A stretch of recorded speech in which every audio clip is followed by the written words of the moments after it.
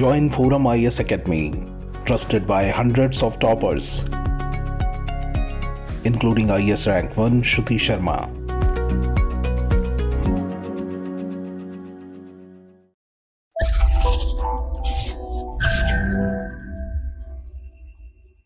Hello everyone, welcome back to cut the crap initiative by forum IAS. Cut the crap initiative में हम daily एक topic लेते हैं, उसका कंप्लीट एनालिसिस करते हैं और उसका हैंड रिटन कंटेंट आपको प्रोवाइड किया जाता है। जो भी कंटेंट आप देख सकते हैं स्क्रीन पे, ये हैंड रिटन फॉर्मेट में बिल्कुल सिनॉप्टिकल फॉर्म में है, अननेसेसरी कंटेंट इसमें नहीं है। इसको आप डाउनलोड कर सकते हैं। डिस्क्रिप्शन में forum learning Hindi Telegram channel का लिंक दिया हुआ है, वहाँ पे आप इसको डाउनलोड कर सकते हैं अपने फर्दर रिविजन के लिए।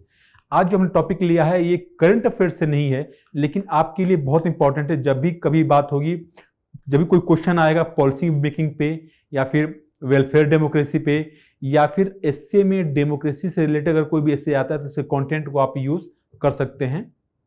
ठीक है, आज का जो टॉपिक है डिस्कशन के लिए वो ये है कि क्या जो वेल्दी लोग हैं, जो अपर क्लास है, वो सभी लोकतंत्रों में क्या उसका ज्यादा असर होता है? जब कोई भी निर्णय लेता है स्टेट या फिर कोई कानून बनता है, कोई पॉलिसी बनती है, क्या उसका इन्फ्लुएंस ज्यादा होता है? या फिर ये कहें जो कानून है, जो लॉस हैं, पॉलिसीज हैं, क्या वो बायस्ड होती हैं जो वेल्दी लोग हैं उनके फेवर में?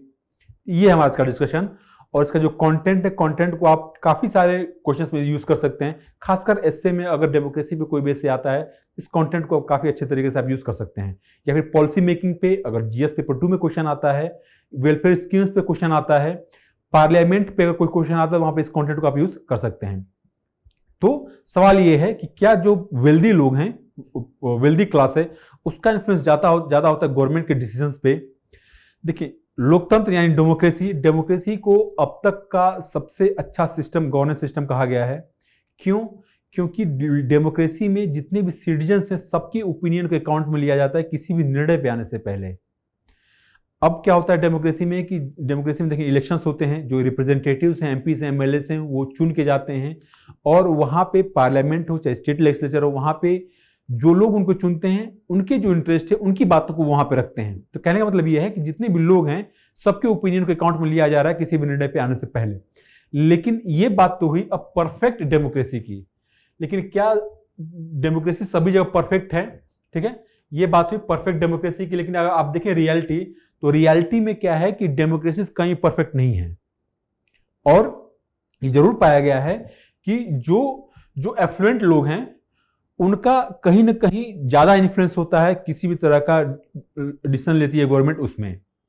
तो ये एक आइडियल सिचुएशन है कि सभी लोगों का बराबर महत्व है, सभी लोग पॉलिटिकली इक्वल है, सभी के ओपिनियन को अकाउंट में लिया जाता है। लेकिन ये पाया गया है कि जो एफ्लुएंट लोग हैं, पैसे वाले लोग हैं, उनका वैल्यू ज्यादा होता है कोई भी गवर्नमेंट डिसीजन लेती है उसमें। एक पॉलिटिकल साइंटिस्ट है अमेरिकन, मार्टिन गिलेंस, इन्होंने 2012 में एक स्टडी पब्लिश किया और इनका ऑब्जेक्टिव क्या था कि यूएस में जो पब्लिक पॉलिसी बनती है, ठीक है, इन्होंने ये उस स्टडी में पाया कि यूएस में जो पब्लिक पॉलिसी बनती है वो प्रेफरेंस देती है जो एफ्लुएंट लोग हैं उनको, यानी कि उनके फेवर में ज्यादा होती है। अब ऐसा क्यों होता है? अब ऐसा इसलिए है कि जो इलेक्शन से उनका फाइनेंस कहां से आता है, उनका पैसा कहां से आता है। देखें, गवर्नमेंट अगर कोई कानून बना रही है, कोई पॉलिसी बना रही है, तो गवर्नमेंट किसकी? किसी पर्टिकुलर पॉलिटिकल पार्टी की है। ठीक है, तो गवर्नमेंट है, गवर्नमेंट को किसने बनाया है? कोई पॉलिटिकल पार्टी बनाई है। पॉलिटिकल पार्टी कैसे गवर्नमेंट बनाएगी? जब इलेक्शंस में वो चुन के आएगी। इलेक्शंस में क्या चाहिए? फाइनेंस चाहिए। फाइनेंस कहां से आएगा? जो प्राइवेट एंटिटीज हैं या फिर कोई इंडिविजुअल्स है वहां से पैसा आएगा। ये तो जाहिर सी बात है कि जब गवर्नमेंट कोई डिसीजन लेगी, तो गवर्नमेंट जो डिसीजन लेगी, तो जिसको गवर्नमेंट ने इंस्टॉल किया है, जिसके खर्चे पे पार्टी चुनाव लड़के आई हैं, उनको ज्यादा प्रेफर करेंगी। तो जो बड़ी बड़ी एमएनसी से यूएस में बड़ी बड़ी कंपनीज हैं, बड़े बड़े इंडिविजुअल्स हैं, फाइनेंस करते हैं इलेक्शंस को, उनके फेवर में पॉलिसीज बनाई जाती हैं वहां पे। लेकिन अगर यूएस में ऐसा होता है तो क्या सभी डेमोक्रेसीज के लिए बात सही है? क्या जो कुछ अच्छी डेमोक्रेसीज है जहां पे की इनइक्वालिटी काफी कम है, इलेक्शंस में पैसे का काफी कम इस्तेमाल होता है, क्या वहां भी ये बात सही है? इंडिया में क्या स्थिति है? देखें, इसी रिसर्च को फर्दर एक्सटेंड किया एक और साइंटिस्ट हैं रूबेन बी मैथिसन। इन्होंने क्या किया कि जो वेस्टर्न यूरोप की डेमोक्रेसी है लाइक स्वीडन, नॉर्वे, जर्मनी, यहाँ पे इस स्टडी को एक्सटेंड किया और समझा कि क्या यहाँ पे भी यही स्थिति है कि जो एफ्लुएंट लोग हैं उनका ज्यादा प्रभाव होता है जो गवर्नमेंट डिसीजन लेती है उसके ऊपर। इन्होंने पाया कि खासकर नॉर्वे के ऊपर, क्योंकि नॉर्वे में देखिए कि नॉर्वे में इनइक्वालिटी काफी कम है, यानी कि अमीरी और गरीबी का जो खाई है वो काफी कम है, और इलेक्शंस में पैसे का इस्तेमाल में काफी कंट्रोल, काफी कम इस्तेमाल होता है। तो इन्होंने ये पाया कि बात सही है कि और भी जो डेमोक्रेसी से, खासकर वेस्टर्न यूरोप की, खासकर नॉर्वे हुआ, स्वीडन हुआ, यहाँ पे भी जो एफ्लुएंट लोग हैं उनका प्रभाव ज्यादा है पॉलिसी मेकिंग पे, लेकिन जैसा यूएस में है जितना ज्यादा प्रभाव, उससे काफी कम है। अब काफी कम क्यों है, इसके भी अलग अलग कारण है। तो बेसिकली इनके जो फाइंडिंग्स थे मैथिसन के, इनकी बेसिकली 3-4 फाइंडिंग्स, उसको बारे में पहले को बताता हूं मैं। और अगर गरीबों की भी बात सुनी जाती है, जो मिडिल क्लास या पुअर क्लास है, उनकी भी अगर बात सुनी जाती है, तो क्यों सुनी जाती है, इसके भी कारण है। पहला इनका ऑब्जर्वेशन ये था कि जितने भी गवर्नमेंट डिसीजंस लेती है उसमें जो पुअर और मिडिल क्लासेस हैं उनकी भी बात सुनी जाती है, उनका जो एक्सप्रेशन है उसको अकाउंट में लिया जाता है। बेसिकली इन्होंने पिछले 50 से 60 सालों में जो गवर्नमेंट ने कुछ 603 बड़े बड़े डिसीजंस लिए थे, ठीक है, इसको एनालाइज किया कि अगर ये 603 बड़े डिसीजन लिए गए हैं तो इस मुद्दे पे जो अमीर लोग हैं, जो गरीब लोग हैं, इनका क्या ओपिनियन था, गवर्नमेंट किस निर्णय पे आया, तो इससे समझ में आ जाएगा कि गवर्नमेंट के निर्णय में किसका सबसे ज्यादा प्रभाव था। ठीक है, तो इन्होंने रिसर्च किया नॉर्वे पे, और इन्होंने ये पाया कि जो गवर्नमेंट ने बड़े बड़े डिसीजंस लिए हैं पिछले 50-60 सालों में, उनमें अमीरों और गरीबों का दोनों के ओपिनियन को अकाउंट में लिया गया है, पहली बात। दूसरी बात यह है कि जितने भी आर्थिक मामले हैं, आर्थिक मामलों पे बराबर महत्व दिया गया है वेल्दी क्लास और पुअर एंड मिडिल क्लास दोनों को आर्थिक मामलों में। अच्छा, यह भी पाया गया कि अगर कोई जो एडुकेटेड लोग है, एडुकेटेड क्लास है, यानी जो शिक्षित लोग हैं उस समाज में, उनके ओपिनियन को सबसे ज्यादा महत्व दिया जाता है। यह मैटर नहीं करता कि वो एडुकेटेड जो लोग हैं वो गरीब हैं या अमीर हैं, मीन्स कि जो शिक्षित लोग हैं उनके ओपिनियन को सबसे ज्यादा महत्व दिया जाता है। और चौथा, इन्होंने सबसे इंपॉर्टेंट बात उसमें यह कहा कि जो पैसा है, पैसे और पॉलिटिक्स यानी राजनीति के बीच में संबंध है वो काफी कमजोर है, यानी कि जो चुनाव में पैसे का इस्तेमाल होता है वो काफी कम होता है। अच्छा, मेन बात यहां पे हो रही है पॉलिसी मेकिंग की। पॉलिसी अगर नॉर्वे बना रहा है तो नॉर्वे की पॉलिसीज में जो गरीब है अमीर है उनका कितना इन्फ्लुएंस है, तो ये पाया गया कि लगभग बराबर इन्फ्लुएंस है, ज्यादा फर्क नहीं है। अब ये क्यों हुआ? पहला रीजन, ठीक है, नॉर्वे क्या है कि नॉर्वे एक तरह में जो स्कीम, नॉर्वे का जो फिलॉसफी है डेवलपमेंट का, वो है रीडिस्ट्रीब्यूटिव वेलफेयरिज्म, यानी कि जो स्टेट के रिसोर्सेज हैं उनको इक्विटेबल मैनर में डिस्ट्रीब्यूट किया जाए। ठीक है, इक्विटेबल मैनर में, इसका मतलब यह है कि अगर कोई गरीब है उसके लिए ज्यादा प्रोपोर्शन में दिया जाए, कोई अमीर है उसको कम प्रोपोर्शन में दिया जाए। कहने का मतलब यह है कि देश में जो इनइक्वालिटी है, खासकर जो इनकम इनइक्वालिटी है, उसको कम करना है। ठीक है, अब इस इनकम इनइक्वालिटी कैसे कम होगा? जब लोगों के पास सफिशिएंट रिसोर्सेज हैं। तो अब देखिए, पहला जो इनका पॉलिसी है वो ये है कि यूनिवर्सल वेलफेयर स्कीम्स का, यानी कि जो गवर्नमेंट स्कीम्स लाती है वो यूनिवर्सली एप्लीकेबल होता है। देखिए, इंडिया में क्या है कि इंडिया में टारगेटेड स्कीम्स हैं। ठीक है, टारगेटेड स्कीम्स हैं, तो यानी कि कुछ स्पेसिफिक सेक्शन के लिए स्कीम्स बनाया जाता है, सभी के लिए नहीं बनाया जाता है। लेकिन नॉर्वे में ऐसा नहीं है। नॉर्वे में अगर एजुकेशन फ्री है तो सबके लिए, हेल्थ फ्री है तो सबके लिए है। तो होता क्या है कि जो टैक्स पेइंग सिटीजन्स हैं वो शिकायत नहीं करते कि हमारा जो टैक्स है गवर्नमेंट लुटा रही है गरीबों पे फालतू में। इंडिया में क्या टर्म यूज किया जाता है? इंडिया में टर्म यूज किया जाता है फ्रीबीज का, कि जो लोग टैक्स दे रहे हैं उनके पैसे को गवर्नमेंट चुनाव लड़ने के लिए या फिर चुनाव जीतने के लिए फ्री स्कीम ज्यादा चला रही है। तो पहली बात तो यह है कि यूनिवर्सल वेलफेयर स्कीम्स हैं, इससे क्या होगा कि सभी लोग उसका फायदा उठा रहे हैं, गरीब हो चाहे अमीर हो। और इससे क्या होगा कि जो एक्सेप्टेंस है स्कीम का वो बढ़ेगा, यानी कि जो लेजिटिमेसी है गवर्नमेंट की वो बढ़ेगी। ठीक है, तो जो स्कीम्स का एक्सेप्टेंस एंडोर्समेंट है वो ज्यादा है नॉर्वे में। दूसरा रीजन, चूंकि यहाँ पे रीडिस्ट्रीब्यूटिव वेलफेयरिज्म है तो इनइक्वालिटी काफी कम है। ठीक है, तो जो इनकम इनइक्वालिटी अगर कम है तो इससे क्या होगा कि जो रिसोर्स एडवांटेज है, जो एफ्लुएंट लोग हैं उनके पास रिसोर्स एडवांटेज नहीं है, क्योंकि जो गरीबी और अमीरी का जो खाई है वो काफी कम है। अमेरिका में गरीबी अमीरी का खाई काफी ज्यादा है, इसलिए जो वेल्दी लोग हैं उनके पास रिसोर्स एडवांटेज है, अपने रिसोर्स का इस्तेमाल करके वो इन्फ्लुएंस कर सकते हैं गवर्नमेंट की पॉलिसीज को। ऐसा नहीं है नॉर्वे में। तीसरा सबसे महत्वपूर्ण रीजन इंडिया के लिए काफी इंपॉर्टेंट है ये कि पॉलिटिकल पार्टी फंडिंग। अगर कोई पॉलिटिकल पार्टी चुनाव लड़ती है तो उसका पैसा कहां से आता है? देखिए, पैसा अगर प्राइवेट ऑर्गेनाइजेशंस देंगी, कोई प्राइवेट इंडिविजुअल देगा, तो उसके इन्फ्लुएंस रहेंगे उस गवर्नमेंट के डिसीजंस पे। लेकिन नॉर्वे में जो इलेक्शन फंडिंग होती है उसको नॉर्वे का स्टेट सब्सिडाइज करता है, यानी जो पॉलिटिकल पार्टीज पैसे खर्च करती हैं तो 2/3 जो एक्सपेंडिचर है वो स्टेट सब्सिडाइज करता है।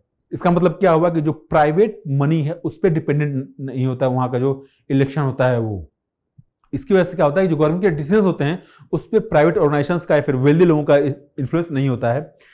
चौथा इंपॉर्टेंट बात यह भी है कि स्ट्रॉन्ग ट्रेड यूनियंस हमेशा गरीबों के जो कामगार लोग हैं उनके हित में बात करते हैं। तो वहां पे एक नॉर्वे लेबर पार्टी है, ठीक है, नॉर्वे लेबर पार्टी, जिस तरह से यूके में लेबर पार्टी उस तरह से नॉर्वे लेबर पार्टी भी है।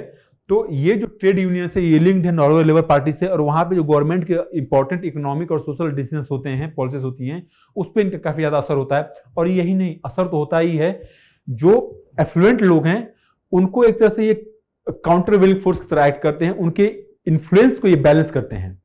तो कहने का मतलब ये है कि अगर जहां पे ट्रेड यूनियंस नहीं है, जैसे कि यूएस में, इंडिया में काफी वीक हो गए ट्रेड यूनियंस, एक तरह से पार्टी के ऑफशूट रह गए हैं वो, तो वहां पे एक तरह के काउंटर वेलिंग फोर्स की तरह एक्ट करते हैं। ये 4 रीजन हुए। 5वां रीजन इंपॉर्टेंट रीजन है कि वहां पे जो पॉलिटिकल क्लास है, यानी कि जो वहां पे लेजिस्लेचर्स हैं, वो पर्टिकुलर वो वेल्दी नहीं है, उनके पास उतना धन नहीं है। तो ये एक एलिगेशन लगाया सकता है कि अगर कोई धनी है तो हमेशा जो निर्णय लेगा वो धनी लोगों के पक्ष में लेगा।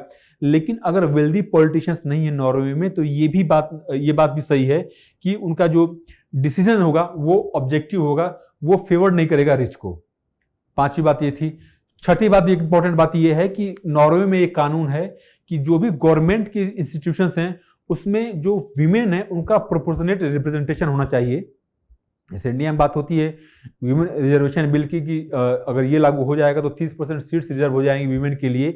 तो हालांकि अभी तक नहीं हुआ इंडिया में, लेकिन नॉर्वे में एक कानून है कि सभी गवर्नमेंट इंस्टीट्यूशंस में विमेन का प्रोपोर्शनेट रिप्रेजेंटेशन होना चाहिए।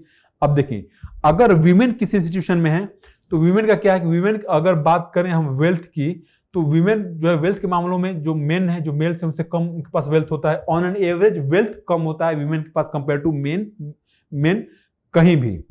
अब इससे क्या होगा कि आप देखें कि लोअर इनकम ग्रुप का, एक तरह से विमेन लो इनकम ग्रुप से हैं, तो एक तरह से लोअर इनकम ग्रुप का नेसेसरी मैंडेटरी रिप्रेजेंटेशन गवर्नमेंट के इंस्टीट्यूशंस में। उससे क्या होगा कि गवर्नमेंट कोई भी अगर डिसीजन ले रही है वहां पे विमेन है, तो हमेशा वो जो लो इनकम क्लास है उसके पक्ष में रहेगा वो, या फिर उसके ओपिनियन को वैल्यू दिया जाएगा। क्यों? क्योंकि महिलाओं का रिप्रेजेंटेशन है, महिलाएं लो इनकम ग्रुप से आती हैं, तो लो इनकम ग्रुप का एक तरह से कह सकते हैं कि रिप्रेजेंटेशन गवर्नमेंट इंस्टीट्यूशंस में है। तो ये कुछ कारण है कि क्यों नॉर्वे में जो पॉलिसीज बनाई जाती हैं वो क्यों वहां पे जो मिडिल क्लास और पुअर क्लास है उनके ओपिनियन को भी वहां पे तवज्जो दी जाती है। ठीक है, तो ये बात रही नॉर्वे की। नॉर्वे में जो इलेक्शन फाइनेंस है वो स्टेट का सब्सिडाइज करता है, जो पॉलिटिकल क्लास है वो वेल्दी नहीं है, वीमेन का रिप्रेजेंटेशन है, ट्रेड यूनियन स्ट्रांग है। अब कंपेयर करें आप इंडिया में इनइक्वालिटी पिछले 30 सालों में काफी बढ़ी है, खासकर जब से एलपीजी रिफॉर्म्स हुए हैं। तो ये कहा जा रहा है कि गवर्नमेंट के तमाम निर्णय की वजह से देश में इनइक्वालिटी बढ़ी है। और अगर इनइक्वालिटी बढ़ी है तो आप कंपेयर करें नॉर्वे से और इंडिया का सिचुएशन क्या है कि नॉर्वे में इनइक्वालिटी काफी कम है। अब मैंने आपको कारण बताया क्यों कम है। अब देखें इंडिया में क्या है कि इंडिया में जो पॉलिटिकल फाइनेंस है, जो इलेक्शन से पैसा खर्च होता है, वो इलेक्टोरल बॉन्ड के थ्रू आता है। इलेक्टोरल बॉन्ड में कौन किसको कितना पैसा दे रहा है उसमें कोई ट्रांसपेरेंसी नहीं है। ठीक है, ट्रांसपेरेंसी नहीं है। पहली बात यह है कि अच्छा, अगर कोई प्राइवेट ऑर्गेनाइजेशन पॉलिटिकल पार्टी को फाइनेंस कर रहा है, तो अगर फाइनेंस करेगा तो ऑफकोर्स जाहिर सी बात है अगर पार्टी पावर में आएगी तो उसके पक्ष में डिसीजन लेगी। तो पहली बात यह है कि जो इलेक्शन पैसा लग रहा है वो इलेक्टोरल बॉन्ड के थ्रू आता है, जो प्राइवेट ऑर्गेनाइजेशन से, प्राइवेट इंडिविजुअल्स वो फाइनेंस करते हैं, ऑलमोस्ट लाइक यूएस। लेकिन यूएस की तरह नहीं है, लेकिन फिर भी यहाँ पे जो प्राइवेट एंटिटी से फाइनेंस करते हैं इलेक्शंस को। दूसरा कारण ये है कि जो ट्रेड यूनियन से वो वीक हो गए हैं। अब ट्रेड यूनियन से एक तरह से कह सकते हैं कि एडजंक्ट हो गए हैं पॉलिटिकल पार्टीज के, अपना इनका ऑटोनोमस एग्जिस्टेंस नहीं रह गया इंडिया में। तो ट्रेड यूनियंस का वीक हो जाना, यानी कि जो वर्किंग क्लास है उसका रिप्रेजेंटेशन कम हो जाना गवर्नमेंट के डिसीजंस में। तो दूसरा कारण ये है। तीसरा कारण आप ये देखें कि क्या जो एमपीज एमएलएस हैं इनका वेल्थ कितना है। अगर आप लोकसभा एमपीज की बात करें तो जो एवरेज वेल्थ है एक लोकसभा एमपी के पास वो लगभग 20 करोड़ है। 20 करोड़ बहुत ज्यादा अमाउंट है। आप देखें कि देश भर में बहुत कम लोग ऐसे जिनके पास करोड़ों में वेल्थ है। अगर आप यही राज्यसभा की बात करें तो राज्यसभा में जो एवरेज वेल्थ है वो है 80 करोड़ का लगभग।